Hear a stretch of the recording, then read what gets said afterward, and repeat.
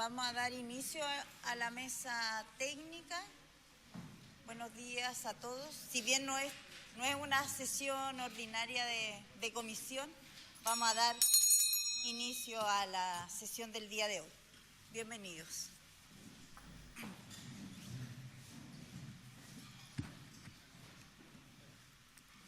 Bien. Sí, vamos a tomar acuerdos porque tenemos varias cosas, así es que agradezco a todos los representantes de Hacienda, Desarrollo Social, Energía, diputados, representantes de los diputados, senadores y representantes de los senadores. Hoy día, como han visto, partimos en un nuevo formato de la mesa, que es la mesa técnica, la mesa que la Ley de Tarifas Eléctricas nos convoca a sesionar y a trabajar.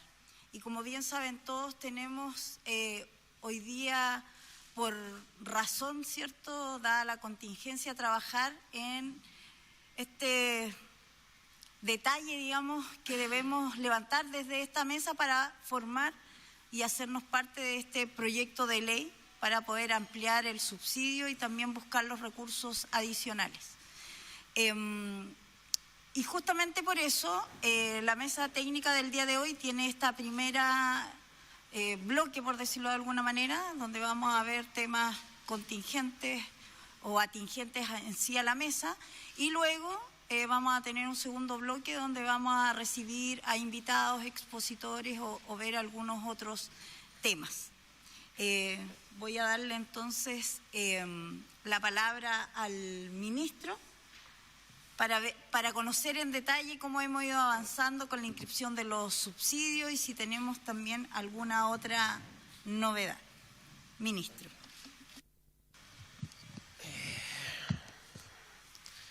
¿Qué tal? Buen día, saludarlos a todos. En este nuevo formato quizás podríamos empezar, antes de darle la palabra a los representantes de Hacienda que tienen que continuar con el temario, con la discusión de... ¿No? Entendía que íbamos a seguir... Sí, vamos a tener algunas respuestas. Si pudiéramos como determinar lo que vamos a hacer el día lunes. Hemos recibido distintas solicitudes de parlamentarios sobre sesionar en línea. El lunes. Sesionar en línea. Que el lunes sea, como es semana regional y es interferiado, la solicitud de sesionar en línea, o bien moverlo a otro día. No sé cuál es la opinión de los diputados que están aquí presentes. Yo la semana pasada había hecho una propuesta, que también no es mala poder hacerla en línea, Zoom, pero también si necesitaba presencial, tal vez hacerla miércoles y jueves, que podríamos tener más elementos. Siempre es bueno presencial, porque claro, el día lunes, el martes feriado, no lo digo por nosotros, si hay que estar, nosotros vamos a estar igual, pero solo funcionarios que también hay que respetar su descanso. Y cómo avanzamos más rápidamente. Yo creo que miércoles y jueves obviamente no vamos a estar 2 horas, podemos estar mucho más horas durante esos días. Así que yo por lo menos estoy abierto a esa posibilidad, o bien hacer el lunes vía Zoom y de ahí ponernos de acuerdo en la otra. Presidenta, bueno, yo tengo un tema particular, personal, que voy a estar acá en Santiago, así que yo me adecuo a lo que se digamos, defina. Yo apoyo cualquier cosa que se defina, así que... Sí. Bueno, yo creo que hay varios diputados que están en región, por lo cual yo creo que pudiera ser un día vía Zoom y un día presencial de la próxima semana. ¿Lunes Zoom o jueves presencial? ¿Sí? ¿O les acomoda más estar el miércoles? A los que... Cristian, ¿tú que vas a tener que viajar? Por eso yo creo que soy uno de los más lejanos. Sí, yo no tengo problema estar acá miércoles, jueves, no tengo ningún problema. Ya. Pongámonos de acuerdo nomás y... Para acotar que quizás podría ser el miércoles entonces presencial. ¿Sí? Miércoles, jueves la próxima semana, no lunes. Y no Zoom. No Zoom, miércoles y jueves presencial. Es que en estas comisiones hacerla por Zoom es muy complejo. No se puede el debate. Sí. Sí. Lo que uno ha estado... Sí. Entonces, miércoles y jueves presencial. ¿Sí? Sí, ya. Okay. Vamos a ir anotando y acordando, después vamos a enviar una minuta para que no se nos vayan El señor secretario, no se nos vayan... sí. Lo otro que también es... Para mandar la minuta. 17, sí, ¿a qué hora les parece conveniente? Bueno, a las 11, sí, por la llegada de algunos diputados que tienen que... Ya. Entonces vamos a tener el miércoles y el jueves. Y jueves. No, miércoles y jueves parte a las 11. 17 y 18. Ya, perfecto. Ya. Ya. Lo otro que vamos a hacer es hacer un llamado a todos los interesados, digamos, que nos puedan hacer llegar la idea de poder participar y exponer, para que nos digan qué es lo que quieren exponer, qué tema nos quieren hablar, y así nosotros poder organizar los tiempos y el espacio para cada invitado, y así tener un orden, digamos, de exposición y de escucha a quienes, de acuerdo a la ley, también nos obliga. Diga, adelante, tiene la palabra. ¿Puedo solicitar exponer inmediatamente para el próximo miércoles y dejarlo al tiro establecido aquí? Sí, el tema. Me interesa exponer, en el fondo, datos sobre el consumo energético de las familias, situación de vulnerabilidad de las familias, cómo van a pegar la alza, ¿cierto? Cuánto va a influir el subsidio, todo lo que pueda levantar respecto de la influencia del subsidio en la familia. Subsidio, entonces. Sí, obvio, si estamos tocando subsidio. Sí.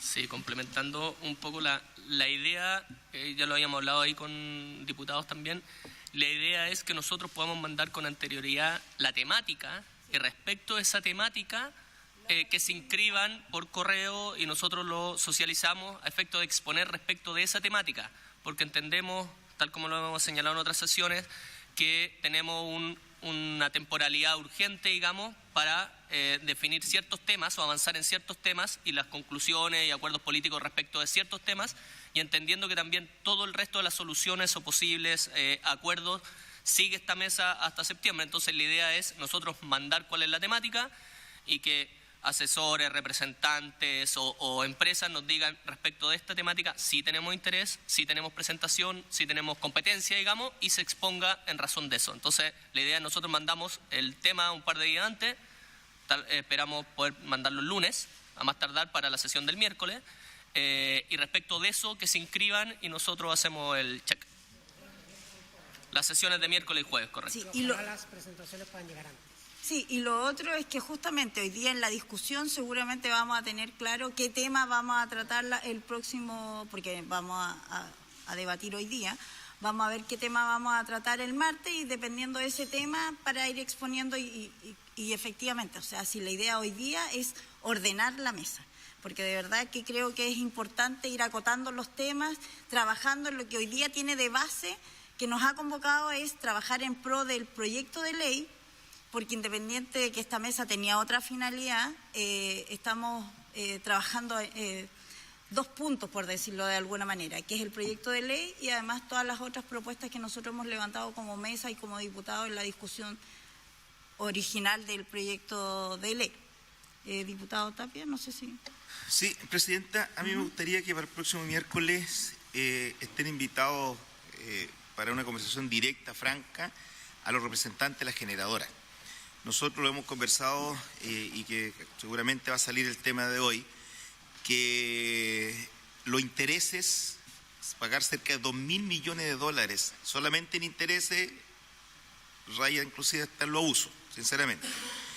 Entonces yo creo que nosotros queremos ver con ellos la posibilidad de condonación, cierta cantidad de interés. ¿Y por qué es importante ahora? Porque si hay una condonación de un porcentaje importante de interés, significa que también ahí podemos tener un ahorro en el costo de la energía de los usuarios. Sí, me gustaría aquí para poder tener una conversación franca y directa con ellos. Perfecto, podemos hacerlo como hoy día, que hicimos 2 bloques, digamos, y así también acotar los tiempos y darle espacio a estos temas puntuales que son lo que nos han convocado y nos han preocupado durante este tiempo. Yo creo que sería bueno dilucidar esos puntos. Entonces, quedaría entonces anotado para que las generadoras puedan venir a exponer. ¿Sí? Sí, para dejarlo más o menos medianamente claro, tanto para quienes nos están escuchando vía televisión, digamos, o transmisión, y acá, claro, la idea de del nuevo formato, si es que en 2 bloques, es en el primer bloque tratar a lo que estamos citados, digamos, específicamente, para tratar de ir afinando y llegando a acuerdos, Sí. y en el segundo bloque Aquello. lo que va a ir pasando, digamos, necesariamente nuevas ideas o de ideas que van relacionadas con lo hablado anteriormente o en esa misma sesión. Por ejemplo, en este caso, voy a poner un ejemplo, si en la sesión del miércoles hablamos de impuesto al carbono, por decir una cosa, si ese es el tema, tratamos principalmente eso, con quienes tengan que exponer al respecto, y en el segundo bloque abrimos temas como el que acaba de plantear el diputado Tapia. No sé si les parece, si hay acuerdo al Sí, respecto. sí, y así vamos más ordenadamente. Ya, vamos a... Entonces ya está acordada, la próxima semana es presencial, los días miércoles y jueves. Eso va a ser partiendo a las 11 y, como dijo el diputado Tapia, sin hora de término, porque vamos a tratar de avanzar lo más posible. Presidenta, Debo decir Presidenta, también... ¿sí? Me gustaría también dejar en claro ahí para la organización y la coordinación futura, también citar a las distribuidoras para hablar sobre el tema de los convenios de pagos Ah, ya, con los perfecto. morosos, que es una de las cosas que nosotros transversalmente Además, nos ha propusimos. preocupado y estamos proponiendo. Creo que a esta altura es bastante perentorio poder resolver, porque estamos en ese proceso de convenios y de beneficios, subsidios. Claro. Entonces necesitamos también tener esa claridad. visión. Sí, muchas Sí. gracias, Presidente. Perfecto. Entonces se suma a la invitación, ¿cierto? También las distribuidoras, y así vamos acotando los temas. Entonces, partiendo a las 11, sin horario de término, y agendando para la presentación. Lo otro que iba a decir, que es algo que nosotros vimos con los diputados, incluyendo la diputada Riquelme, es que pudimos hablar con Hacienda. Yo sé que hoy están, ¿cierto?, los asesores de Hacienda. Hicimos un llamado, le explicamos también el formato de la nueva disposición de la mesa, por lo cual hacemos un llamado al ministro Marcel para que pueda estar presente en esta mesa y discutir, digamos, ciertos puntos o resolver algunas inquietudes que tenemos. Y de lo contrario, entiendo que podría venir la subsecretaria, pero obviamente hacemos extensiva el llamado, como bien lo dijo la diputada Riquelme, a que se incorpore el ministro a la mesa, ¿ya? De manera presencial. O sea, es que de verdad hoy día necesitamos acotar o aclarar varias inquietudes que tienen todos los que estamos aquí presentes para poder avanzar en los recursos, en el fondo y en el cómo vamos a recaudar, ¿ya? Así es que hacemos extensiva ahí la presencia del ministro. Vamos a dar espacio, si no hay más consultas o dudas, para partir, ¿cierto? Entiendo que desde Hacienda iban a responder algunos pendientes que nos habían quedado de la sesión anterior. Nico, si te puedes presentar. Sí, Nicolás Bome, coordinador tributario del Ministerio de Hacienda.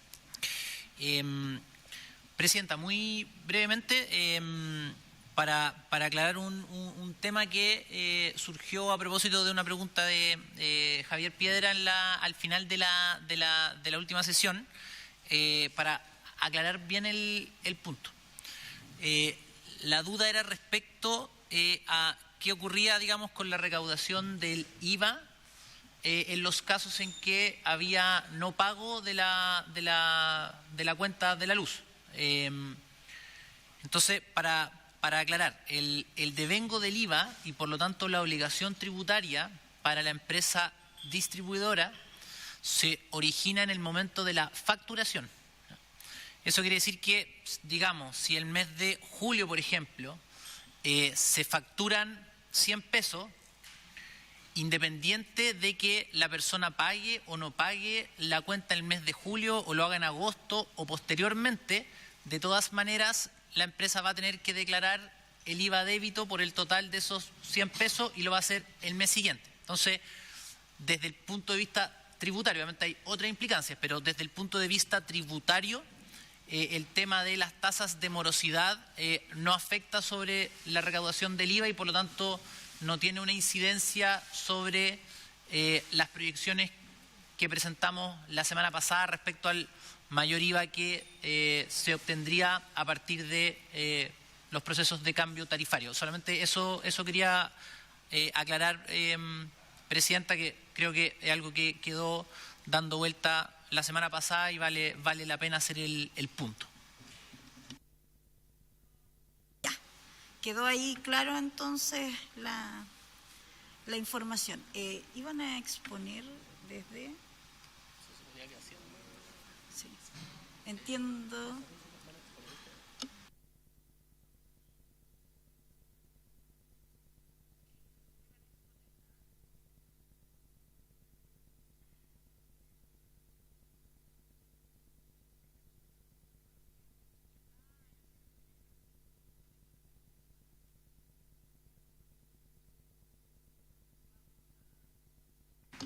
Sí, entiendo entonces que no tendríamos por ahora presentación. Estamos esperando para exponer. Tendría que, ¿sí?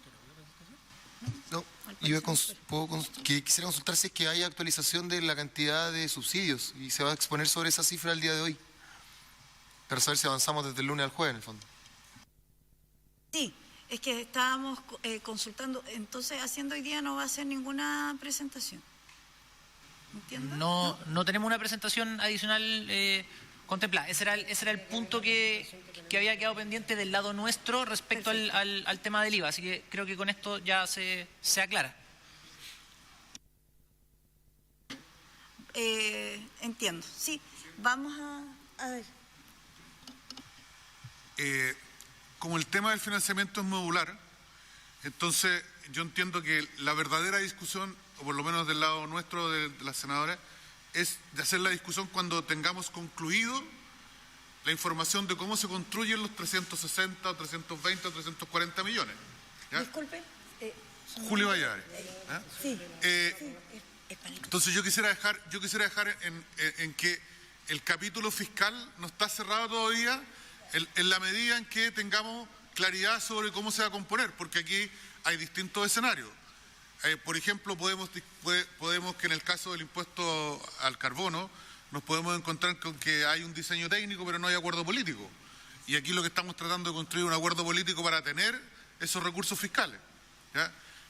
Entonces yo diría que en esta primera parte se expusieran las tres vías y ya la discusión más de fondo sobre cómo vamos a construir el mix de financiamiento del subsidio, de la extensión del subsidio, la hagamos cuando hayamos concluido y veamos las ventajas, debilidades, los obstáculos políticos que tenemos que salvar para ahí construir finalmente el mix de financiamiento sobre el cual tenemos acordado, donde yo por lo menos creo que tenemos que dejar instalado en la mesa en que de algún modo, si es que hay problemas en las otras dos vías, se va a requerir un mayor esfuerzo fiscal.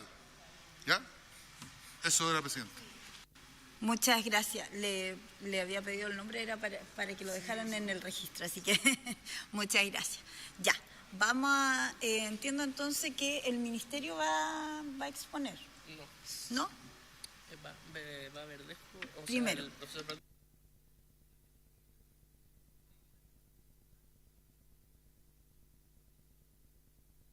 Después nosotros tenemos sobre impuesto al carbón y vamos a enviar a todos los asesores, para no estar mostrando siempre lo mismo, vamos a enviar a la mesa cómo está el tema del subsidio, pero para efectos de postulaciones, para efectos de números, vamos en 1.350.000 aproximado hasta ahora. Vamos a mandar la misma lámina que hemos mandado siempre, que el desglose por regiones y todo, pero se la enviamos al correo porque es lo mismo, digamos.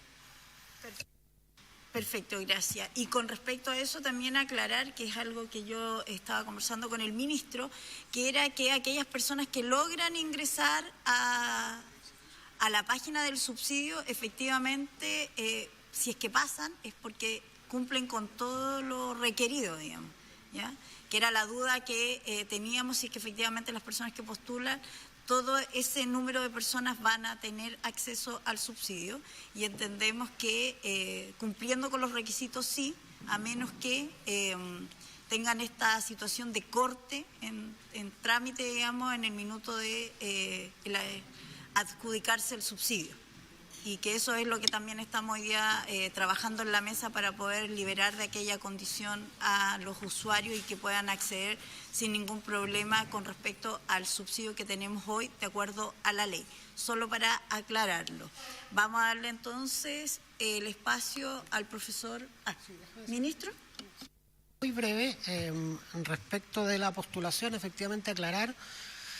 A la postulación uno puede postular con independencia de la condición comercial del usuario, tenga o no tenga morosidades, ¿sí? ¿Qué es lo que se considera morosidad para efecto de la entrega del beneficio? Eso está regulado en el reglamento, ¿sí? Y lo que señala es que es la manera en que nosotros interpretamos la restricción legal, es que se entiende que se encuentra al día en el pago de las cuentas por concepto de consumo de energía todos los usuarios residenciales respecto de los cuales al 10º día hábil contado desde el cierre del proceso de postulación no exista orden de suspensión del suministro, ¿sí? Al 10º día del proceso de postulación no exista orden de corte. O sea, no es cualquier morosidad la que se considera morosidad para la calificación del beneficio, sino solamente el corte en trámite. Y a los 10 días desde el cierre del proceso de postulación. Entonces lo que pasa es que las postulaciones, una vez que tenemos la nómina, y nos la devuelven los distribuidores con aquellos que están morosos, los invitamos, aquellos que están en esta condición o pueden llegar a estar en esta condición, se les devuelve con un correo electrónico o al teléfono que nos dejaron en el formulario, se los devuelve para que regularicen esa situación. Y ahí es lo que mencionaba el diputado Zulantay respecto de que nosotros solicitamos a las distribuidoras que a través de la Superintendencia de Electricidad y Combustibles, pero también con una carta de mi parte reciente, que dispusieran condiciones de pago especiales, ya que efectivamente la ley es la que tenemos, pero que facilitaran convenios de pago especiales. Y lo que ellos contestaron fue que iban a disponer de 2 tipos de convenios, uno de 6 cuotas sin interés, sin pie y sin intereses, y uno de 48 cuotas sin pie, pero con interés del 8% anual. Eso es lo que, contestaron el día de ayer las distribuidoras. Obviamente, si ellas vienen, les pueden, hacer ver lo que corresponda. Exacto. Muchas gracias, ministro. Efectivamente, con respecto a lo que decía el diputado Zulantay, con mayor razón, entonces, es que debemos escucharlo en la próxima sesión. ¿Diputado Tapia? No, respecto a lo mismo, porque también mencionar, por lo menos a los que no saben, que ayer quedó admisible el proyecto que presentamos nosotros, que va a entrar por la Comisión de Minería y Energía, para que este requisito quede fuera de la ley en este proceso. No va a ser para todo lo que venga a futuro, pero en este proceso. Yo creo que eso va a ser tramitado rápidamente, claro, no va a alcanzar para los que ya tienen el corte el día 14, que es el día domingo, pero como nosotros estamos proyectando 4,7 millones de familias más, eso ojalá que ya empiecen a ingresar en la segunda etapa, no tener ese requisito. Sí. Avanzando, y haciendo ese proyecto ley, Diputado Zulantay. Sí, Presidenta, mire, yo pienso que es necesario hacer una definición, ya que están los 2 poderes, ejecutivo y legislativo, presentes en esta mesa, porque no sé si no lo he escuchado o no se ha escuchado claramente de que estamos en una situación de emergencia. Es una situación distinta a cualquier situación común en los meses que nosotros vivimos normalmente. Esto se generó, hay una discusión, por qué sí, por qué no. Está bien, eso es secundario por hoy día. La situación de hoy día es una situación diferente y totalmente de emergencia, que puede estar siendo el inicio de una crisis si es que nosotros no sabemos bien cómo abordar esto. Y es por eso que yo creo que si nosotros hacemos primero una definición tan simple como esa, podemos nosotros avanzar en acuerdos. ¿Por qué? Porque aquí lo plantea el diputado Tapia, nosotros tuvimos acceso a un cuadro de los intereses que se cobraron en el PEC 1 respecto al PEC 2, perdón, al PEC 1 y el PEC 2, y es por lo menos incomprensible la cantidad de intereses desde un convenio hacia el otro, más o menos con una deuda relativamente cercana o similar. Entonces, primera cosa. Segundo, lo que señalaba el ministro recién respecto a la respuesta de la distribuidora, donde nuevamente solicitan cobrar intereses sobre ya todo este problema. Entonces, insisto, si nosotros definimos como Poder Legislativo y Ejecutivo en un conjunto que esto no es una situación normal, ¿cierto? Necesitamos también, ya como es una situación distinta, también necesitamos soluciones distintas y visiones de un problema de forma distinta. Aquí no estamos hablando de intereses porque alguien dejó de pagar una deuda común y corriente. Esto es distinto, puede ser mucho más profundo, puede ser una crisis, ojalá que no, y nosotros necesitamos tener una definición distinta respecto a este tema. Muchas gracias, presidente. Muchas gracias, diputado Zulantay. Por supuesto, completamente de acuerdo a lo que usted acaba de decir. Y esto es una crisis, digamos. Hemos tratado de suplirla, de correr, de tratar de buscar soluciones y en eso hoy día estamos encausados, pero pareciera que a veces se olvida o se pierde el foco de la situación real que estamos viviendo y es por eso que estamos enfocados en tratar de avanzar prontamente y con la responsabilidad que corresponde para poder dar solución y resolver. Es por eso que es extensivo, digamos, a todos los involucrados en este proceso que tengan esa visión para que ante las soluciones que estamos buscando hayan alternativas excepcionales y particulares producto de la situación que se está viviendo.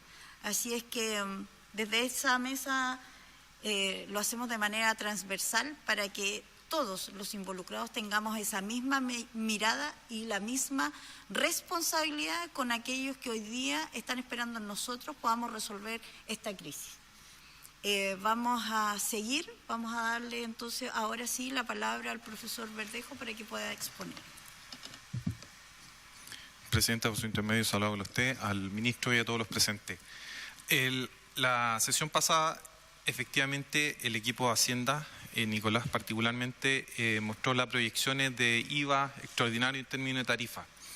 Nosotros hicimos un esfuerzo adicional y creemos que hay espacio y por ese espacio consideramos importante mostrar la metodología que nosotros estamos utilizando que quizás pudiese ser complementaria con la de Hacienda.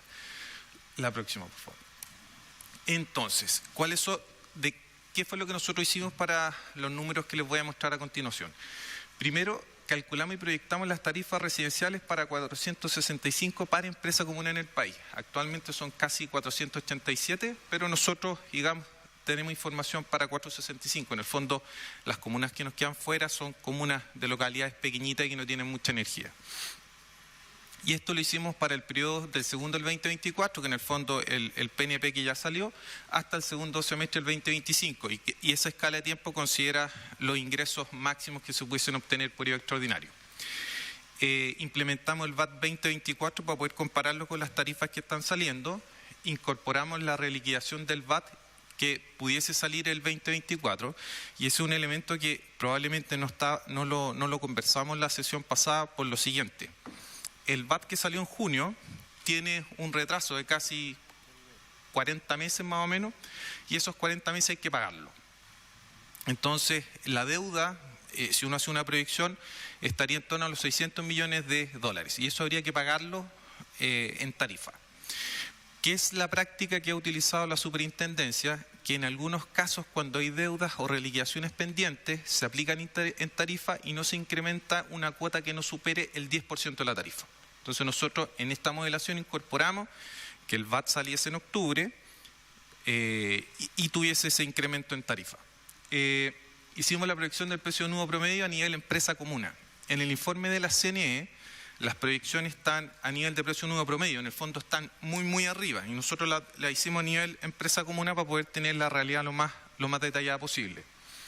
Los cargos por transmisión y distribución los consideramos fijos a partir de julio del 2024, sin perjuicio que hay que tener en cuenta que ahora el VAT se actualiza de forma mensual, se actualiza por IPC, por CPI y por dólar. Pero solamente para poder hacer un ejercicio lo dejamos fijo. Y la segunda fuente de información, que esta la solicitamos a la superintendencia, que cruzamos la información sobre la facturación en pesos para el año 2023 y que eso de una otra manera nos indica cuánto se pagó por tarifa regulada y por nivel de energía de los tramos del tramo 1, tramo 2, tramo 3.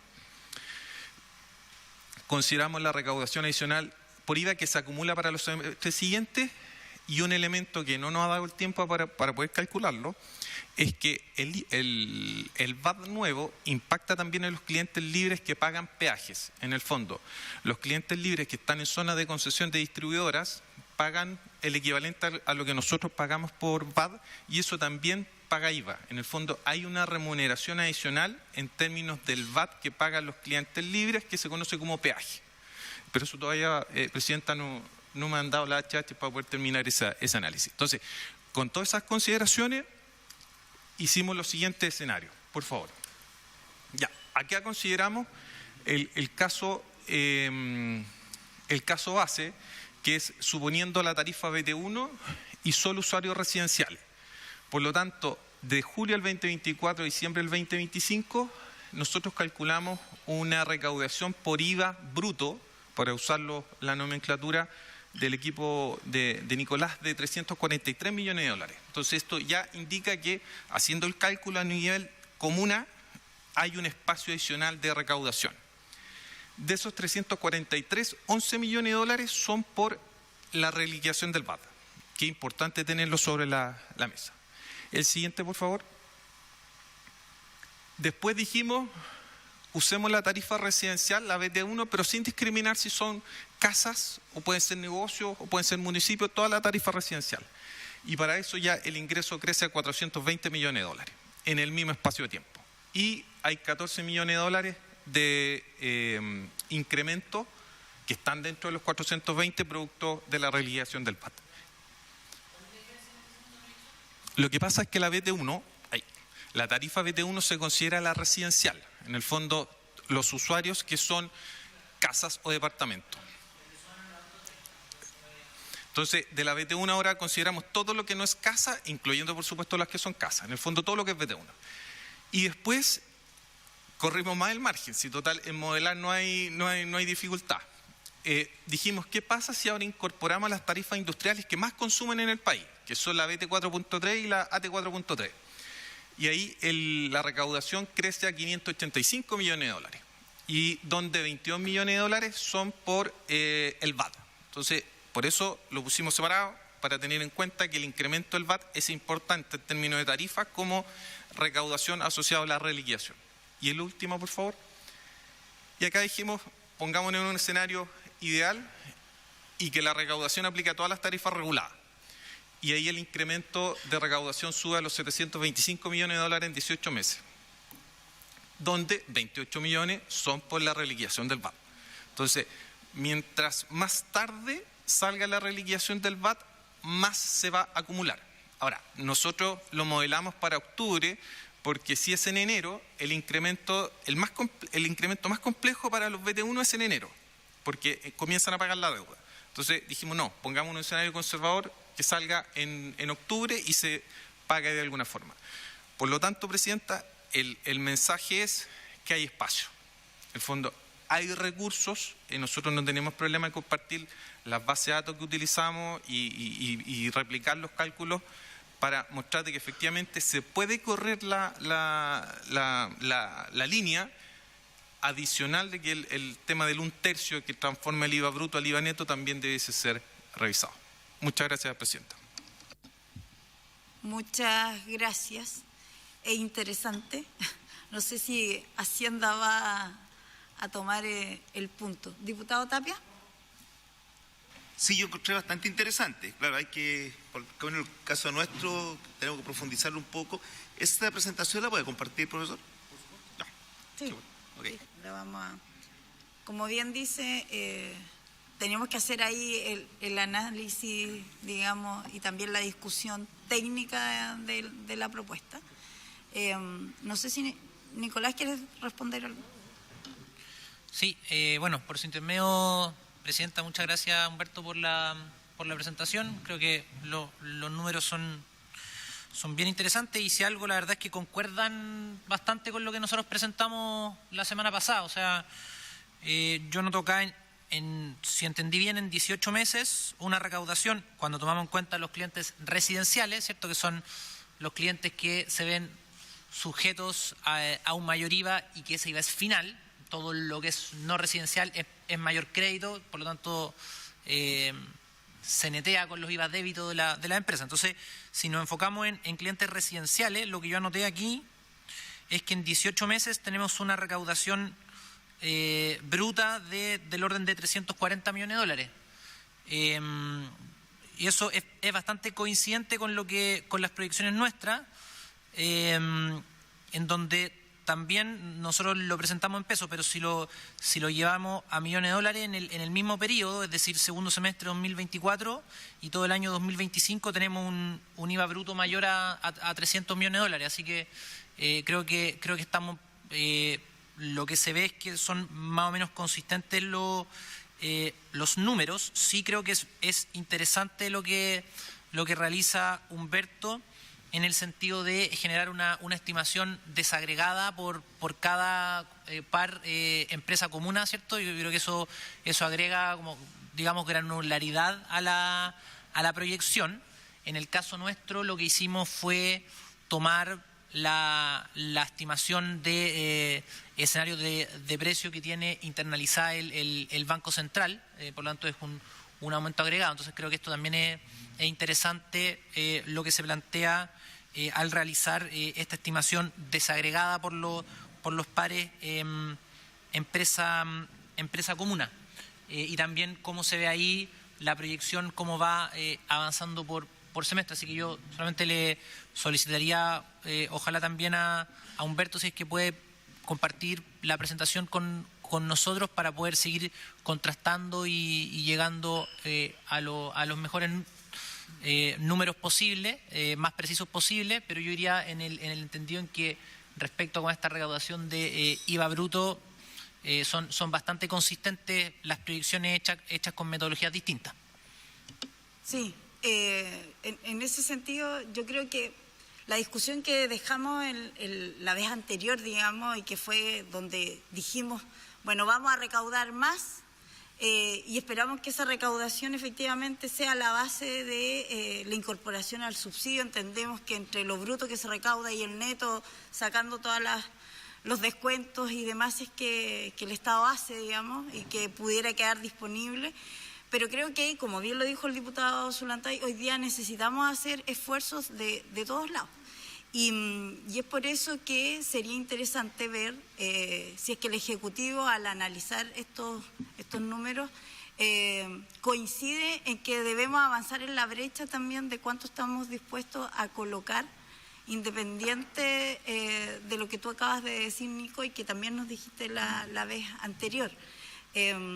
Nosotros vamos a insistir en ir a buscar más allá recursos, digamos, en el esfuerzo del Ejecutivo para poder colocar a disposición. Creo que es interesante que podamos hacer la bajada con el detalle. Sabemos que es sumamente técnico y entendemos que hay una brecha entre el bruto y el neto real que va a estar disponible, pero necesitamos ampliarla, como bien decía el profesor, pero más allá de eso es lo que nosotros creemos que es necesario, ampliar la brecha y quizás ir a buscar un poco más de un tercio, como bien decías tú, que al final era lo que nos quedaba entre el bruto y el neto, digamos, que yo creo que todos queremos más que eso.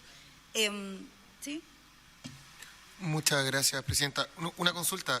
Esto está simulado para que el VAT saliese en octubre. Entonces, la reliquidación del VAT. La reliquidación del VAT. Ya, perfecto. ¿Y cuál es la consecuencia de que esto se aplace a enero, por ejemplo? Lo que pasa es que el VAT salió en junio y el VAT tiene una vigencia de 48 meses. Entonces, como salió casi al final del año 4, hay muchos meses hacia atrás, que deben ser 48, deben ser 42 meses que tenemos acumulados en que todos los usuarios le demos plata a las empresas distribuidoras. Entonces, se actualiza el VAT, entonces a partir del 7 de junio las empresas distribuidoras aplican las nuevas tarifas. Pero todo lo que no se les pagó los meses anteriores hay que pagarlo. Y eso es una reliquidación. Entonces, ¿qué es lo que ha hecho antiguamente la superintendencia? Y por favor, ministro, corríjame si estoy siendo impreciso en algo. Cuando hay una deuda por reliquidación, se prorratean cuotas. Y el criterio ha sido que la cuota no implique un alza más allá de un 10% en la tarifa. Entonces, ¿por qué lo simulamos en octubre? Porque en enero el BT1 bajo los 350 kWh va a tener el alza más importante. Entonces, creemos que lo mejor es que salga antes, porque si no el golpe en enero va a ser mucho mayor, por MPC y por un 10% más de tarifa final producto del VAT. Perdón, ¿y quién define si sale octubre o enero?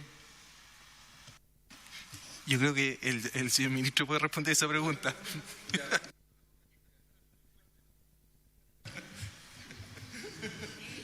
No, eso lo define la Superintendencia de Electricidad y Combustibles, con quien obviamente nosotros estamos en permanente coordinación. Sin perjuicio de eso, las cuotas pueden extender el periodo tributario. Esa es la única corrección que es importante tener en cuenta.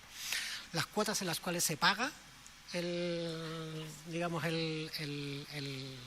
remanente atrasado pueden extender el fin del periodo tributario correspondiente, o sea, del periodo tarifario correspondiente.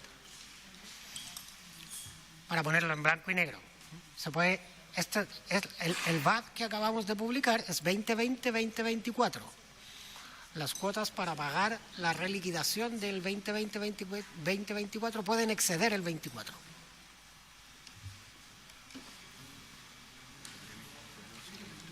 Sí. Perfecto. Sí, ¿iban a hacer una pregunta desde allá? ¿Sí?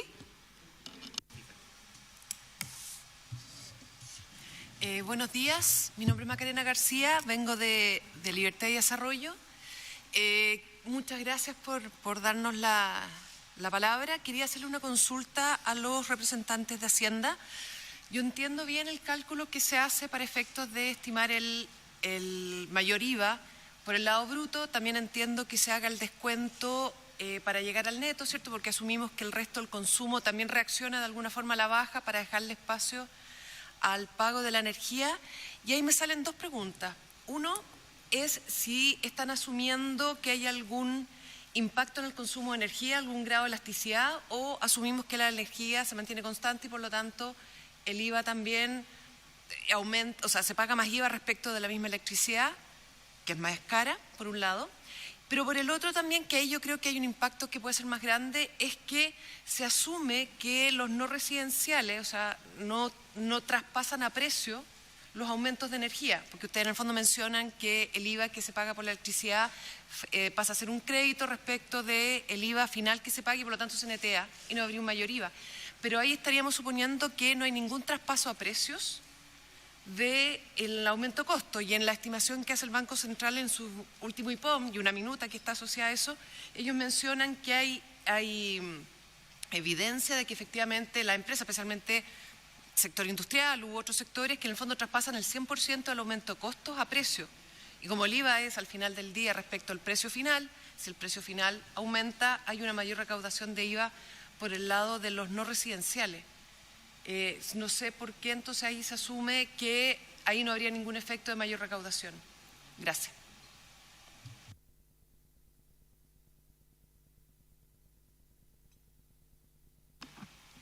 ¿Va a responder, Nico? Sí, gracias, Presidenta, bueno, y también Macarena por las preguntas. Nosotros lo que hacemos en este escenario es mantener todo el resto de todo lo demás constante. Es decir, tomamos la decisión de no imputar, en este caso, determinadas elasticidades por el lado de los clientes residenciales. Por lo tanto, lo que hacemos es tomar las proyecciones de consumo o, digamos, de demanda de clientes regulados, que la más actualizada que ha publicado la Comisión Nacional de Energía, y aplicando las tasas de crecimiento de la demanda total de los regulados a los residenciales, ¿ya? Lo mismo desde el punto de vista de los clientes no residenciales. Entonces, lo que se hace es se supone una situación de todo lo demás constante, ¿ya?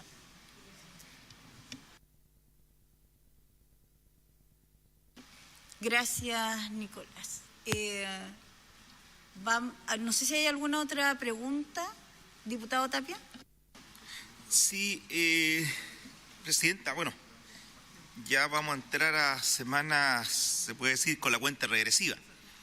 Entonces, en base a todo lo que se ha hablado, a la presentación que hizo el profesor Verdejo, a la propuesta que nosotros habíamos hecho, que toda esta alza de los valores, todo el IVA que se recaudara, que no estaba en el presupuesto de la Nación para el año 2024, le habíamos pedido que fuera a este pozo, porque aquí lo que estamos tratando de armar es un buen pozo, y que el pozo sea lo más alto posible para llegar a la máxima cantidad de la población e inclusive ver cómo voy a llegar a las pymes también. Entonces, con todo este análisis, ¿cuándo ya Hacienda no hacer una propuesta a nosotros, como mesa, de los recursos que se van a recaudar del IVA, llámese, por esta vía del exceso que va a recibir, por así decirlo, o lo adicional que va a recibir por este aumento, hasta dónde está en condiciones de sacar más IVA para este pozo? ¿Hasta dónde podemos llegar? Porque en principio se decía que podrían ser 130, 140 millones de dólares más que se iba a disponer con estos. Tenemos una base de 120 millones de dólares. Queríamos llegar en principio a 350, unas 120, 130 por concepto de IVA. Pero el día de hoy, cuando el profesor Verdejo hace esta presentación, tal vez pudiese aumentar más ese monto para armar este pozo, o no, o definitivamente no. O lo tienen que pensar todavía. Por eso. Yo, a ver. O sea, yo lo que, a ver, hay un acuerdo político, ¿cierto? Que es la recaudación de IVA neto se va a destinar al subsidio en uno de los pilares del nuevo proyecto de ley. Eso es un acuerdo político y en eso estamos todos de acuerdo. ¿Cuánto es? Es una discusión técnica. Nosotros hemos presentado una propuesta, aquí se han hecho algunas observaciones, otras por allá. Esas observaciones las tenemos que recoger, obviamente en el informe que haga la mesa, que tiene que ser antes del proyecto de ley, porque hay que hacer un informe y sobre esa base se pueden recoger, yo diría, las distintas expectativas de recaudación que cada parlamentario tenga y por lo tanto también la que tiene el Ejecutivo, y yo diría que la discusión de cuál prima es más bien una discusión legislativa, no es una discusión de mesa de trabajo. Yo diría que el objetivo de esta mesa de trabajo es acotar el número de alternativas posibles, idealmente primero llegar a un acuerdo de principios, que ya está. Otro es circunscribir cuáles son las distintas metodologías para cuantificar esa recaudación de IVA neto, pero ya después, digamos, cuál prima y cuánto, nosotros vamos a hacer un proyecto de ley y después vendrán las negociaciones para su aprobación. Las indicaciones. Y las indicaciones. Sí, diputado. Presidenta. De ahí la diputada Riquelme. Sí, ya, porque la diputada. Gracias, diputada Riquelme. No, es que, a ver, una cosa, nosotros podemos proponer aquí que se recauden los 700 millones de dólares que mencionaba en una parte el profesor y decimos y acuerdo, pero aquí el Ejecutivo tiene mucho que decir en eso, lo mismo que el aumento del impuesto verde. Nosotros cuando tengamos a la generadora la próxima semana le vamos a decir, ¿sabe qué? Queremos que condone el 100% de los intereses, 2.000 millones de dólares. Entonces, todo acuerdo, 2.000 millones de dólares, todo acuerdo, pero esto va, uno, la disposición del Ejecutivo. ¿Quién nos va a decir la generadora? Que ojalá que se llanen, a lo mejor no el 100%, pero un porcentaje considerable, y de ahí recién nosotros vamos a tener que decir, oye, este es el acuerdo de la mesa. Porque si es por acordar de la mesa, nosotros recaudemos 6.000 millones de dólares y no se le suben y pagamos la deuda nomás. Muy bien, gracias, diputado Tapia. Diputada Riquelme. Buenas, ahí sí. Muy buenos días todavía, sí.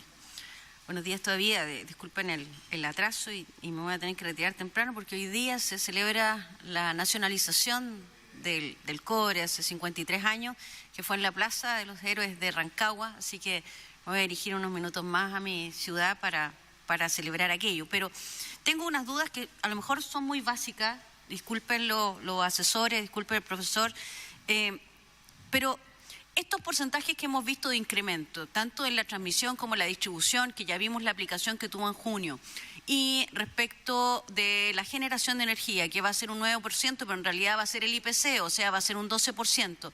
¿Esto ya contempla el IVA? Esa es mi primera pregunta. Dentro de los porcentajes que hemos visto, ¿ya está contemplado el IVA o no? ¿O el IVA representa un incremento superior aún a los porcentajes que hemos dado? Y en esa eventualidad, siendo que la recaudación de IVA por el mayor costo de la energía eléctrica es un ingreso que el Estado no tenía presupuestado, ¿no podemos eximir de la aplicación del IVA el incremento de las tarifas? Esas son mis preguntas. Muchas gracias, diputada. No sé si es que desde Hacienda quieren responder algo. O sea, yo puedo responder. ¿También? Una parte chiquita, la parte como más conceptual y después... Diputada, perdón, solo por su intermedio, Presidenta, la primera pregunta era en particular respecto al efecto... A los porcentajes, si están contemplados los porcentajes del IVA. Claro, o sea, lo que tomamos nosotros para realizar la proyección de mayor IVA es el incremento total de tarifa respecto a primer semestre del 2024. Ese incremento tarifario tiene, por supuesto, un componente importante de los precios de nudo promedio, es decir, el costo de la generación de energía, pero también considera los mayores cargos de distribución y transmisión que se han anunciado hace poco y que ya están en firme. Por lo tanto, está todo eso considerado, ¿ya? En los cálculos nuestros, exactamente. O sea, todo ese mayor IVA ya está considerado. Disculpe, Presidenta, sí, pero lo que yo preguntaba es si en los porcentajes que hemos visto nosotros, ministro, que era el 9% de generación, un 11%, luego un 3%, si ahí está considerado el IVA o no está considerado el IVA en esos porcentajes, previamente a lo que usted me va a contestar, estimado. A ver, sí, hay una cuenta que es de 20.000 pesos, digamos. Y uno le agrega un 20%, eso es 24.000 pesos. Y la comparación tendría que ser pera con pera o manzana con manzana. Si esos 20.000 pesos era antes del IVA, entonces los 24.000 pesos hay que agregarle al IVA, pero al 20.000 también, digamos. Entonces, lo que ocurre con el valor de la energía es que, o con el valor agregado de distribución o de transmisión, es que aumenta la base imponible del mismo impuesto. Entonces, lo importante es que la comparación siempre se haga igual. O sea, si esta cuenta de 20.000 pesos es antes de IVA, la cuenta de 24.000 pesos, o sea, la cuenta a pagar sería 20.000 más el 19% y la otra sería 24.000 más el 19%. O sea, los porcentajes son... Pero no me han contestado la pregunta. Estos porcentajes que nosotros tenemos en las tablas, 9%, 11%, 3%. Va al neto. ¿Es el neto? ¿Está considerado el IVA en estos porcentajes o no? Esa es mi pregunta concreta. ¿Sí o no? Por favor, ¿está considerado el IVA o no? Sí, es que, a ver, sí. No en las proyecciones de mayor recaudación de IVA, no. No, por favor. En las tablas que nosotros tenemos, en estas tablas, en estos porcentajes, por favor, ¿está considerado el IVA o no? Es muy simple mi pregunta, ministro. Dígame sí o no. Pero dígame sí o no, ministro. ¿Está considerado el IVA? Eso es la pregunta. Ya. Eso es la pregunta. ¿Está considerado el IVA? ¿O no?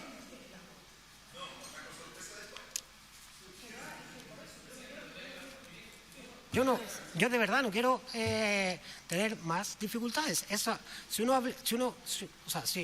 El inicio de la base de comparación es una cuenta neta antes de impuesto, entonces el 19% es también antes de impuesto. Y si lo va a comparar con la cuenta después de impuesto, entonces se puede hacer un después de impuesto. Pero ese 19% va a ser igual, ya sea que lo haga... O sea, el único problema es que cruce, o sea, en que la base de comparación sea antes de impuesto y el resultado sea después de impuesto. Pero o sea, el 19% en ambos casos es exactamente igual. Sí, espera, claro. Entonces, lo importante es siempre comparar peras con peras y manzanas con manzanas, siempre. Pero al final...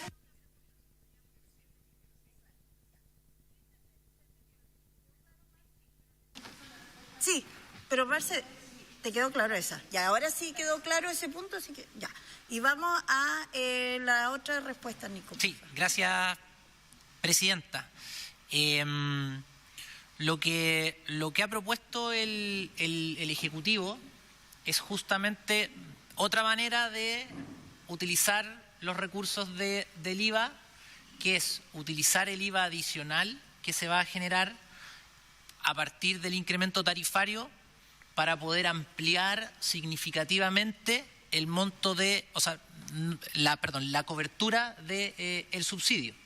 Entonces, los recursos de mayor IVA están contemplados ya y están comprometidos.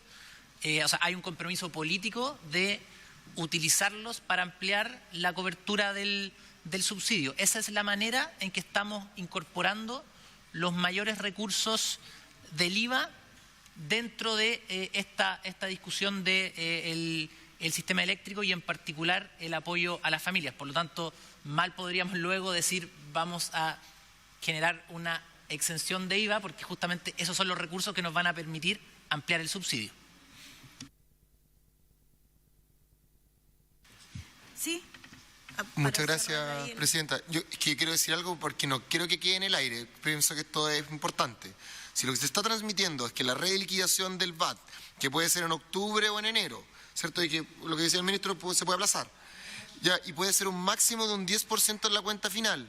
Esa reliquidación, que puede ser un máximo de un 10% en la cuenta final, ¿está considerada en los análisis del Banco Central, por ejemplo, cuando nos indican que hay un alza de aquí a enero del 57%? ¿Está considerado eso? Porque si no está considerado, tanto en las tablas que muestra la diputada, vamos a tener un 10% más de alza, que nadie lo está diciendo y que sería bueno empezar a transmitirlo desde ya.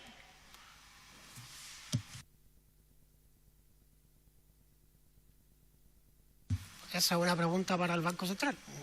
Yo no tengo la base de datos con la que se hizo ese cálculo. ¿Puedo entonces repetir la pregunta? La pregunta entonces, señor ministro, con su intermedia presidenta, es si usted comparte las estimaciones del Banco Central y si sabe si el Banco Central estimó o no esa reliquidación del VAT, que puede ser un máximo de un 10%, y en el caso, si sabe eso nomás, porque entonces, ¿cuál sería el alza que proyectaría el Ministerio de Energía, para no citar al Banco Central? Y si las estimaciones del Ministerio de Energía está considerada esta reliquidación del VAT, que no sabemos si en octubre o en enero, pero que puede ser un 10% de la cuenta final. Sí, para efectos de orden, digamos, y para ir un poco circunscribiendo, cerrando lo de IVA, para lo que venga, y justamente para, nadie queremos tener más diferencias de cálculo o no cálculo, nos comprometemos a entregar esa información, efectivamente, si está estimado, porque excede solo lo nuestro, digamos, si está estimado o no estimado, y enviarlo antes de la próxima sesión, para tener clarito, digamos, si está estimado por el Banco Central en sus cálculos o no. Si vamos a consolidar los antecedentes y lo vamos a enviar, para no tener respuestas que puedan quedar medias complicadas.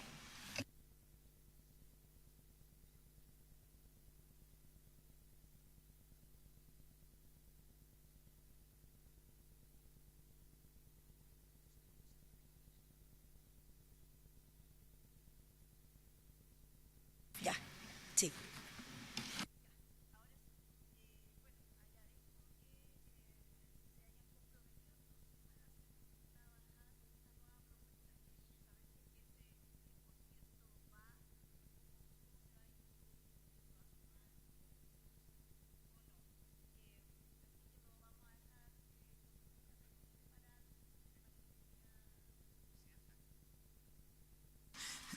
Mira, a ver, aquí nosotros hemos dicho que este tema es un tema social, es un tema complejo.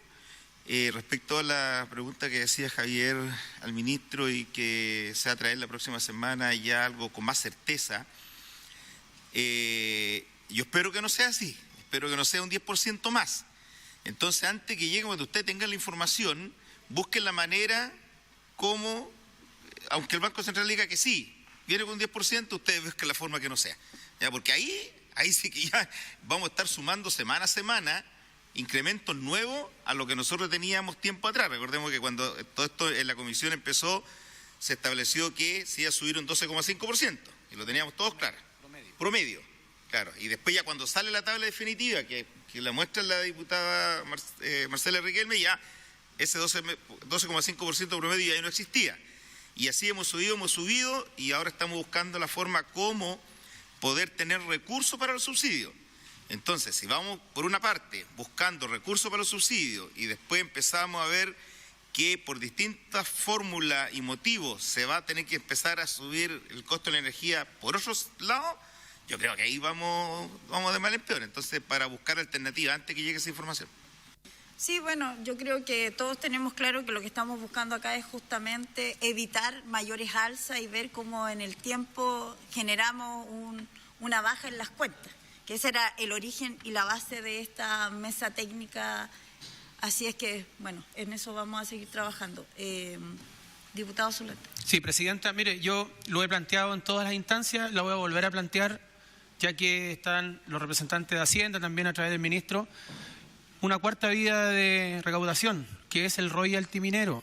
Son 1.350 millones de dólares que están establecidos, probablemente ya los tengan destinados, pero esta es una emergencia, esta es una crisis y yo creo que un aporte directamente de recursos del fisco a este fondo le vendría bien. No quiero ser imprudente ni falta de respeto y poner una cifra, pero algo, porque una de las críticas que nosotros hemos hecho es que del primer fondo de 120 millones de dólares, solo 20 los ponía el fisco. Y yo creo que es poco, eso es mezquino. Después tenemos las otras tres vías, que es vía un impuesto. El otro es el IVA, que es nuestros propios recursos. Y el otro es un impuesto sobre las cuentas más altas. Pero ¿dónde está el aporte del fisco? Son 20. Agreguémosle un poco más.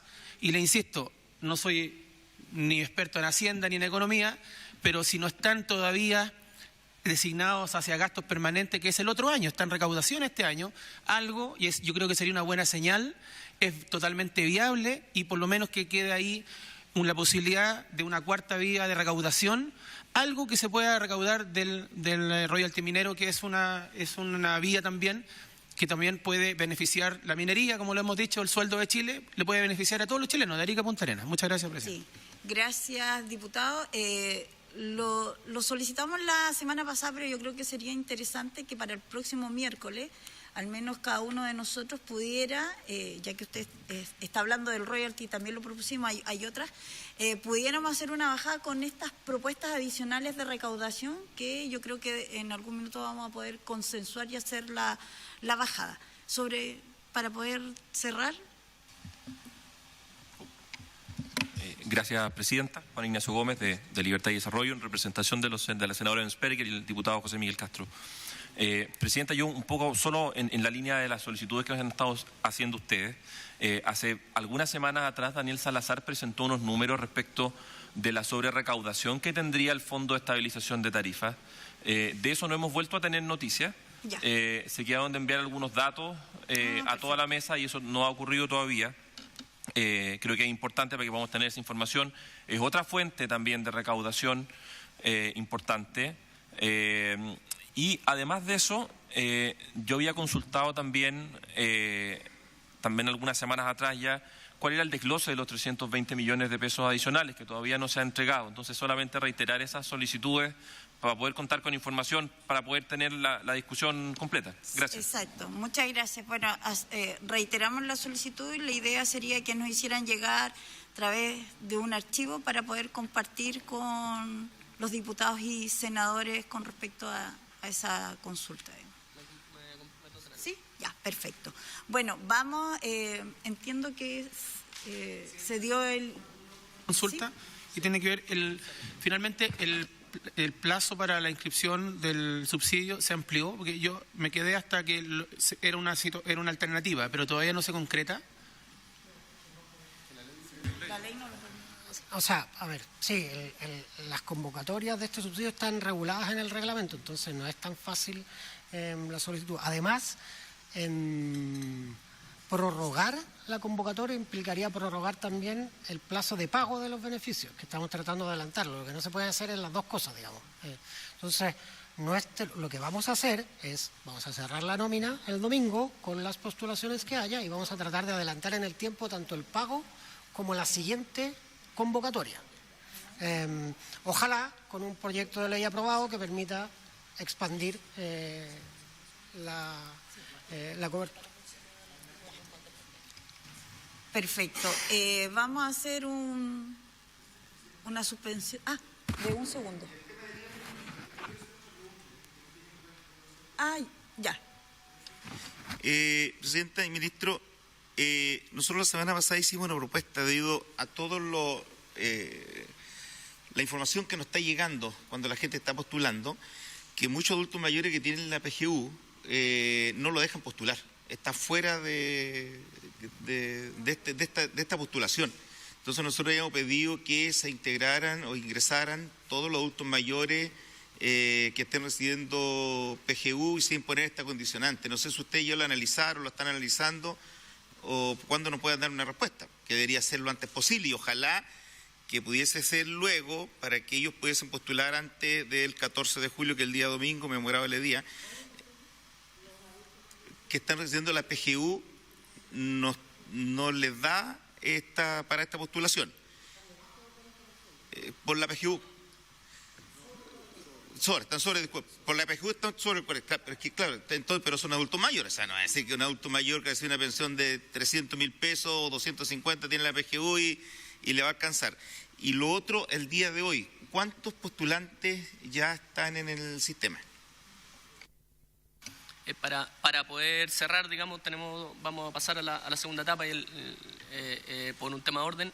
La primera pregunta respecto de la PGU y la tercera edad, estamos viéndolo y lo vamos a ver con desarrollo social para efectos de hacer los cruces, de cuántos podrían ser, de cómo invoca, y lo vamos a enviar ante la próxima sesión, es nuestro compromiso. Y respecto de el número de subsidio, el número, vamos a hacer llegar el desglose igual que en las sesiones pasadas, pero el número antes de ingresar, o cuando ingresamos acá era 1.350.000, salvo que me equivoque, seguimos en eso, digamos, hace una hora atrás era 1.350.000, recordemos que la primera convocatoria o el primer subsidio 1.500.000 aproximado, estamos ahí cerca, digamos, con los días que faltan.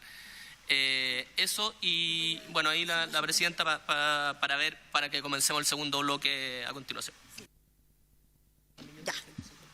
Gracias. Voy a suspender por un minuto para dejar ingresar a los asistentes que están afuera. También voy a agradecer al ministro quien se va a retirar. Y vamos a ver una presentación que sería el punto 2, que tiene que ver con el tema del impuesto al carbón. Gracias.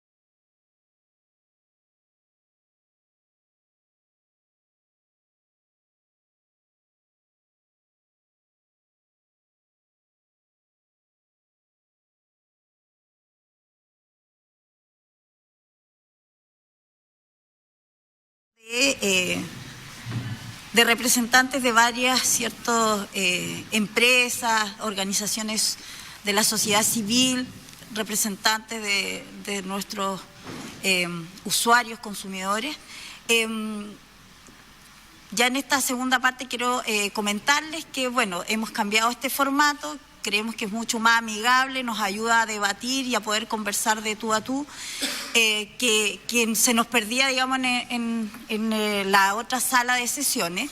Y también es importante que puedan entender que hoy día la mesa técnica, les voy a pedir que no, porque aquí viene la gente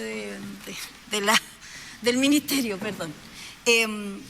Entonces la idea de hoy es partir. ¿Para qué? Les vamos a hacer llegar los temas que vienen en la próxima sesión, que van a ser el día miércoles y el día jueves. Al hacerle llegar la temática, la idea es que si están interesados algunos de ustedes en exponer, o a quienes nos están escuchando les quieren ser parte del debate y la discusión, se puedan comunicar con la mesa, nos puedan plantear qué temas van a exponer y así poder organizar, el itinerario de las próximas sesiones y así tener un poco de debate y de ir avanzando con los tiempos, que ha sido sumamente complejo. Agradecemos también la participación, vamos a evaluar también si es que pudiéramos mezclar algunas sesiones, haciéndolas también en el Congreso. Así es que queremos tratar de tener un orden también para que tengan los espacios correctos y puedan exponer de los temas que realmente les interesan. Y además también hay algunos invitados a petición de los propios diputados y senadores, ¿ya? Para que entienda cuál es este formato, por qué estamos en esto. Esto es una mesa técnica, no es de acuerdo a la ley, no es una comisión, por lo cual no se rige bajo esas condiciones. Y estamos tratando de avanzar en lo legislativo junto al Ejecutivo para este nuevo proyecto de ley. Si bien la mesa tenía en su origen otra función, digamos, o estaba convocada para buscar recursos y aumentar subsidios, mejorar las tarifas y hacer cambios en la ley, hoy día estamos enfocados en trabajar legislativamente para avanzar con el Ejecutivo en este nuevo proyecto de ley y así aumentar el número de beneficiarios y también buscar lo ideal, las bajas de tarifas en la luz o bajar estas alzas que hemos visto, producto de la deuda que todos sabemos que se tiene durante todo este tiempo. Así es que para que comprendan hoy día por qué estamos bajo este formato y por qué también lo hicimos en dos bloques, porque también hay una discusión que es más bien política y otra que tiene que ver con una discusión técnica, ¿ya? Habiendo explicado eso, ante cualquier duda también me la pueden hacer llegar para responderles. Y vamos a dar espacio ahora para la exposición que tiene que ver con impuestos al carbono. Sí, efectivamente, para dejar en conocimiento público que iniciemos esta discusión, luego vamos a acompañar los insumos, obviamente, a la cadena de correos, con el propósito de que el miércoles lleguemos ya con todas las dudas, los complementos o presentaciones adicionales respecto de este insumo. Va a presentar ahí el Ministerio, Alex, entiendo que quien presentará.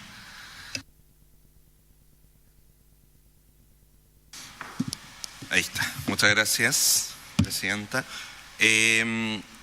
Nos vamos a remitir un poquito a la segunda sesión, que fue donde mostramos el impuesto verde particularmente, pero con algunas implicancias o algunas consideraciones adicionales. Y en este marco, circunscribir esta breve presentación a lo que es el incremento transitorio del impuesto verde como una de las tres alternativas de financiamiento que se han propuesto discutir en el marco de esta mesa inicialmente. Voy entonces con la presentación, nuevamente, también para aquellos que no estuvieron en el momento en que presentamos esto, volver un poco a los orígenes. El impuesto a las emisiones es un impuesto que existe desde el 2014, al alero de la ley 20.780, que en su artículo 8º creó un impuesto anual de beneficio fiscal que grava las emisiones particularmente en material particulado óxidos de nitrógeno, dióxido de azufre y también, por supuesto, dióxido de carbono o CO2. En aquel momento, el límite para grabar estas emisiones era para todas aquellas fuentes fijas que tuvieran una potencia térmica mayor o igual a los 50 megawatts térmicos. Esos son los orígenes. No obstante, el año 2020, a través de la ley 21.210, al alero de una reforma de modernización tributaria, el artículo 16 de esa ley reemplaza el umbral técnico, que era en base a capacidad, por un umbral técnico que tenía relación con la cantidad de emisiones provenientes de alguna fuente. Y así, todas aquellas fuentes que tuvieran más de 100 toneladas de material particulado, o bien más de 25.000 toneladas de CO2 al año, eran gravadas bajo este concepto de impuesto a las emisiones. Este nuevo límite, junto con otros cambios, como por ejemplo el sistema de compensaciones, que también permite redirigir algunas inversiones verdes y de esa manera tener algunas exenciones tributarias en el marco de este impuesto, que hasta ahora es muy poquito eso, entró en vigencia en el año 2023. Antes del año 2023, la generación eléctrica, como pueden ver en ese gráfico, tenía una participación cercana al 95%. O sea, de todos los sectores que tenían la posibilidad de ser gravados en este impuesto, la generación eléctrica tenía un 95% de participación en esta deuda recaudatoria del impuesto verde como tal.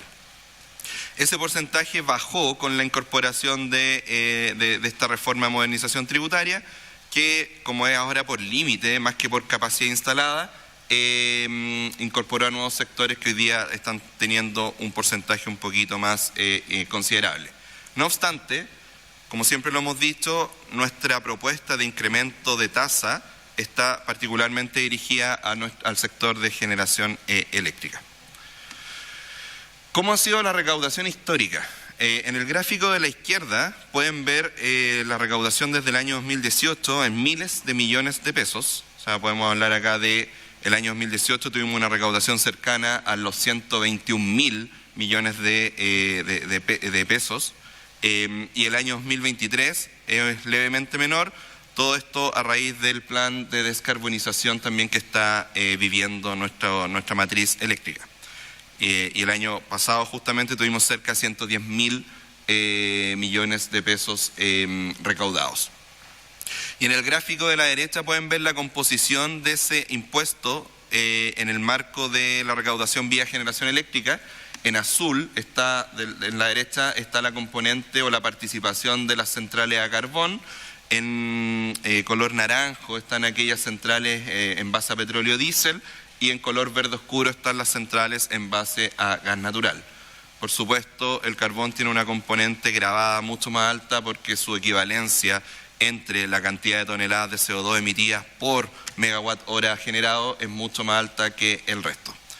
No obstante, podemos ver que pese a la baja en la participación de las centrales a carbón en la generación eléctrica, sigue habiendo una componente térmica importante generada al alero también de las prestaciones que entrega al sistema eléctrico, y también eso ha mantenido la recaudación del impuesto más o menos pareja en torno a los 100.000 millones de pesos y un poquito más hacia el alza. Y lo mismo, esto no contraviene o no contravenido la incorporación de más fuentes renovables en la generación eléctrica del país. Podemos ver que el año 2023, que tuvo una recaudación por vía impuesto verde cercana a los 110.000 millones de pesos, de todas maneras tuvo un superávit, por así llamarlo, en generación renovable en la matriz, lo cual implica generación renovable no convencional, pero también generación hidráulica que se vio bastante pronunciada por las lluvias y por la acumulación de agua que hemos tenido los últimos años, los últimos meses, mejor dicho.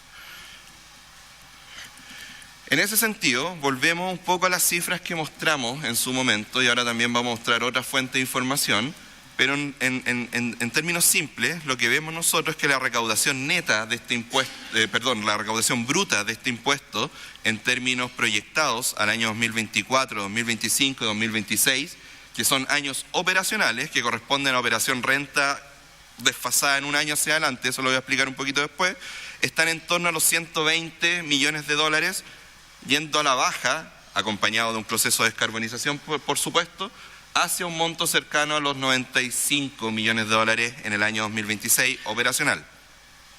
Debo decir que todos estos cálculos provienen del proceso mandatado por ley de planificación energética a largo plazo, que ahí pueden ver la portada del último informe formal que tenemos de ese instrumento.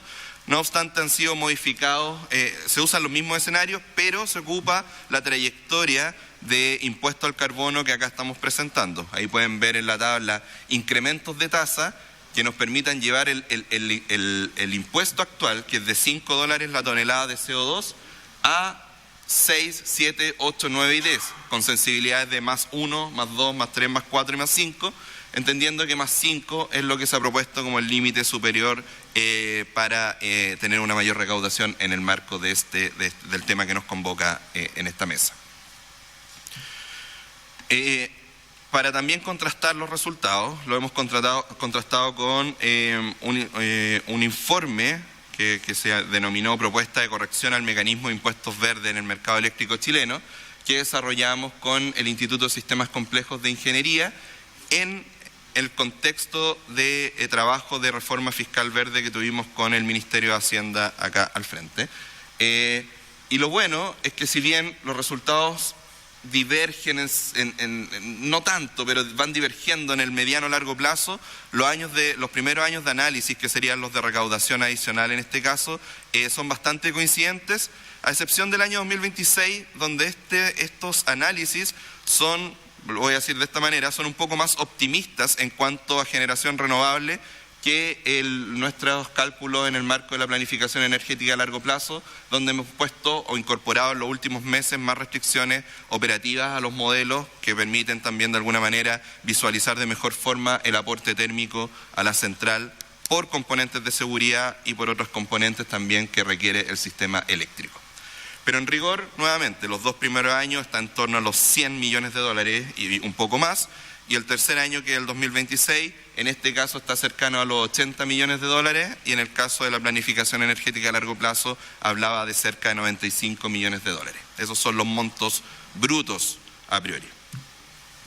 Y esta es una componente, entre comillas, nueva, que no presentamos el otro día, pero de alguna manera también tenemos que preguntarnos qué es lo que ingresa a arca fiscal para poder, a través de ingresos permanentes, o sea, transitorios como medidas, pero permanentes desde el punto de vista de la seguridad de que ese monto ingrese al erario fiscal, tenemos que preguntarnos cuál es la recaudación neta que vamos a tener asociada a este incremento transitorio al impuesto verde. Y acá es importante recordar que este impuesto verde tiene un beneficio de impuesto de primera categoría. Básicamente lo que se permite es descontar de la base contable este impuesto verde, y en el fondo uno tiene utilidades, menos gastos operacionales y menos el impuesto verde, y eso se somete al impuesto de primera categoría que está fijado en 27%. Por lo tanto, si estamos hablando de montos cercanos a los 120 millones de dólares brutos, con este beneficio tributario lo que termina recibiendo el erario fiscal son 88 millones de dólares. Y esos son los montos que estarían disponibles desde esa lógica. Entonces ahí pueden ver un resumen. Año 2024 es el año operativo de las centrales eléctricas durante el 2024, pero esos recursos se recaudan en la operación renta, o la recaudación tributaria se hace en el marco de la operación renta en abril del año siguiente, y eso sería en el año 2025, 2026 y 2027. E iría de esos órdenes de magnitud. Eso es la recaudación, lo que acabo de decir hasta ahora. Y ahora un par de láminas más las dejo particularmente para hablar de cómo se cobra en cierta medida este impuesto, atendido que han habido algunas consultas también que nos han hecho llegar desde el sector. Y en particular comienzo hablando de la eliminación de la compensación B. Este impuesto, al no estar incorporado en los costos variables de las centrales generadoras, tiene lo que se llama una compensación lateral, que lo que hace de alguna manera es que aquellas centrales cuyo costo variable más el impuesto verde no logra ser cubierto por el costo marginal del mercado spot o del mercado a corto plazo eléctrico. Entonces, de alguna manera, para asegurar que las centrales no vayan de alguna forma a pérdida, se generan lo que son las compensaciones tipo A y tipo B. Las tipo A están asociadas a la metodología de balanza anual y las tipo B están asociadas a una metodología de mínimo técnico que se revisaba hora a hora. Como parte de la agenda de segundo tiempo que se lanzó el año 2023, se propuso eliminar lo que era la compensación B, lo cual se concretó a los pocos semanas o meses de haber lanzado esta agenda. No obstante, perdura la compensación A, entendiendo justamente lo que decía, que aquellos montos o que los ingresos del mercado spot no logran cubrir respecto a la suma de los costos variables más el impuesto a las emisiones en algunas centrales, son de alguna forma internalizados en el mercado a prorrata de los retiros en las diferentes barras del sistema eléctrico. Y son cobrados, por supuesto, a los generadores, pero en su calidad de suministradores de energía hacia los retiros. Para tener órdenes de magnitud, estas compensaciones, de alguna forma, han estado en promedio por sobre los 100.000 millones de pesos. Acá tenemos dos barras. Una barra que es celeste, que es la recaudación del impuesto verde, y por otro lado pueden ver unas barras azules, naranjas y moradas que están abajo. La celeste muestra la recaudación del impuesto verde, que es lo mismo que mostrábamos en las láminas anteriores, y la azul muestra la compensación total. La compensación total por unidad generadora no es más que la máxima entre la compensación A o la compensación B. Hay centrales que operaban mucho más exigidas desde el punto de vista mínimo técnico y otras que a veces eran requeridas y por lo tanto en el balance anual era más importante esa componente. Acá me estoy yendo como bien a lo técnico, pero para simplificar, la componente de compensación, que de alguna manera era cobrada vía retiros, estaba en torno al 15% los primeros años y fue incrementándose hasta llegar al 33% el año 2022. No obstante, con esta medida de eliminar la compensación B, que era la que tenía mayor incidencia en este concepto, la compensación A finalmente termina pesando cerca de un 0,5% del monto total del impuesto gravado a las empresas, a las centrales que eran emisoras de CO2. ¿Qué pasaría? ¿Qué pasaría si incrementamos la tasa del impuesto verde? Acá hay una relación directa e incluso algo exponencial en la proyección de incremento de la compensación A en la medida que vamos incrementando la tasa del impuesto verde. Y tomando eso y esos análisis, podemos ver que para una tasa en el eje horizontal pueden ver en la tasa del impuesto verde y la actual, que es de $5 la tonelada de CO2, eso requeriría una compensación A en torno a los 0,5 millones de dólares o $1 millón en un caso que sean más exigidas las centrales térmicas. Al incrementar en $5 la tasa y llegar a 10, esa compensación A subiría de 0,5 a 1 hacia 3 a 5 millones de dólares más o menos a repartir o a cobrar entre los suministradores en función de los retiros que hacen en las barras. Entonces el incremento es importante, eso lo queremos dejar dicho y entendemos esa temática. No obstante, sigue estando bastante lejos de lo que se cobraba en el marco de la compensación B.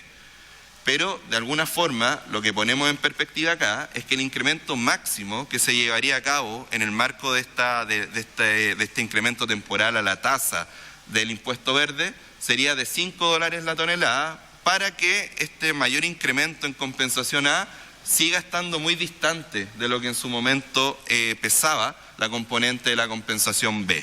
Entonces, a modo de resumen, un punteo muy rápido, el incremento máximo en la tasa del impuesto verde transitorio sería de $5 adicionales, lo que nos llevaría a una tasa transitoria de $10 la tonelada de CO2 entre el 2024 y el 2026, lo que implicaría operación renta entre el 2025 y el 2027. Por otro lado, según las simulaciones preliminares, que es la que se muestra ahí en el gráfico, una tasa de $10 por tonelada de CO2 tendría una compensación A equivalente a 3 a 5 millones de dólares en contraposición de la compensación B que se tuvo el año pasado, que estaba en torno a los 30 millones de dólares como tal. Y por último, la recaudación neta adicional a este incremento temporal de la tasa estaría en torno a los 80 millones de dólares en promedio, lo que por supuesto llevado a millones de dólares de pesos chilenos tendría que considerar la tasa de cambio como tal, pero estaría en torno a estos 80 millones. Eso, Presidenta, eso por ahora, y si hay preguntas, por supuesto, encantado de poder contestarlas. Muchas gracias. No sé si alguien de la mesa quiere hacer alguna consulta. Nos van a compartir la presentación, ¿verdad? Ya, para eso dejarla arriba. Fernando. Sí, la idea, sabemos que hay harto número, es bien técnico, entonces por eso la idea era poder presentar, enviárselo de inmediato, llegando a la oficina lo enviamos, al Ministerio lo enviamos para que podamos tener sus comentarios, antecedentes o presentaciones respecto de esto y comenzar el miércoles justamente dentro del primer bloque con esto, con algún consolidado, ojalá poder responder algunas dudas que de antemano podamos iniciar y ya tener las respuestas claras, y alguna otra presentación como la hizo el profesor Verdejo, pero por ejemplo respecto de esto, la idea es que la próxima sesión comencemos con ello. Entonces nos comprometemos a esta presentación, enviarla lo antes posible a todos los correos, para que con eso podamos hacer un consolidado antes del lunes, martes, y el miércoles ya comenzar con una estructura más clara de respuesta y de consulta. Perfecto, gracias. Lo otro es que este tema va a ser importante para varios, por lo cual la idea es que todas aquellas personas que quieran venir a exponer, a hacer su presentación a la comisión, como va a estar en 2 bloques, para poder desde ya todos los que quieran exponer nos hagan llegar, ¿cierto?, la solicitud para poder agendar y coordinar ese día el itinerario y que todos tengan el tiempo de hablar en el bloque que sería a contar desde las 11 en adelante. ¿Ya? Así es que, porque este va a ser un tema de harta discusión técnica, por lo cual como bien lo dijimos en un principio, se abre el día miércoles a las 11 y no tenemos por ahora hora de término, al menos ese día miércoles, porque sabemos que esto nos va a dar bastante debate, dudas y consultas. No sé si alguien más quiere hacer alguna consulta de la mesa. Bueno, yo creo que recordar las propuestas que también solicitamos con respecto a los diputados y senadores para ver con respecto a estas opciones alternativas que levantamos en la discusión de la ley, que pudieran recaudar, buscar bajar la deuda, buscar el cambio en las tarifas y todas aquellas ideas y propuestas que levantamos en la discusión para que se hagan llegar de manera formal y así sumarlas a la base de recaudación adicional para los subsidios y también las modificaciones que podamos hacer con respecto a los cobros, tarifas, que eso también fue de discusión. Así es que para formalizar la llegada de las ideas y propuestas que hemos levantado todos y cada uno en la mesa. Eso. Bueno, habiéndose entonces cumplido el objeto de esta sesión, se levanta.